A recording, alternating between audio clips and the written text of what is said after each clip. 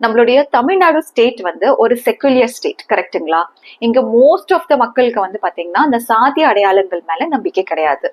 So mister Vijay வந்து என்ன pitch பண்றாருன்னா, சாதிகள் அற்ற ஒரு செக்குலியரான ஒரு கவர்மெண்டா ஃபார்ம் பண்றேன் அப்படிங்கறது ரொம்ப ஸ்ட்ராங்கா பிச் பண்றாரு.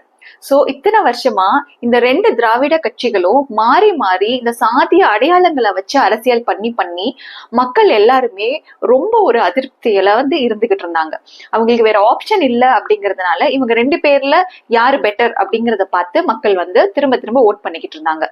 இப்ப ஒரு ஸ்ட்ராங்கான ஒரு செக்குலியர் ஃபோர்ஸ் அப்படின்னு சொல்லிட்டு புதுசா மிஸ்டர் விஜய் அவர்கள் உள்ள வரும்போது ஆட்டோமேட்டிக்கா மக்கள் வந்து இவரை வந்து நம்பி நம்ம இவருக்கு ஒரு சான்ஸ் கொடுத்து பார்க்கலாம் அப்படிங்கிற மாதிரியான ஒரு தேர்ட் ஆல்டர்னேட்டா வந்து பிக் பண்றதுக்கு ரொம்பவே வந்து ஒரு பெரிய ரோல் வந்து அது பிளே பண்ணிருக்கு. ஸோ இதுக்கு காரணம் ஒரு மெஜாரிட்டி ஆஃப் த பாப்புலேஷன் ஒரு ஐடியாவை ஸ்ட்ராங்கா நம்புறதுனாலையும் அந்த ஐடியாவை பிச் பண்ணி ஒருத்தர் வரனால அந்த மெஜாரிட்டி ஆஃப் த பாப்புலேஷன் அவருக்கு சப்போர்ட் பண்றதுனாலையும் வருது. ஸோ இதுதான் நம்ம வந்து கிரவுட் சைக்காலஜி அப்படின்னு சொல்லி சொல்லுவோம்.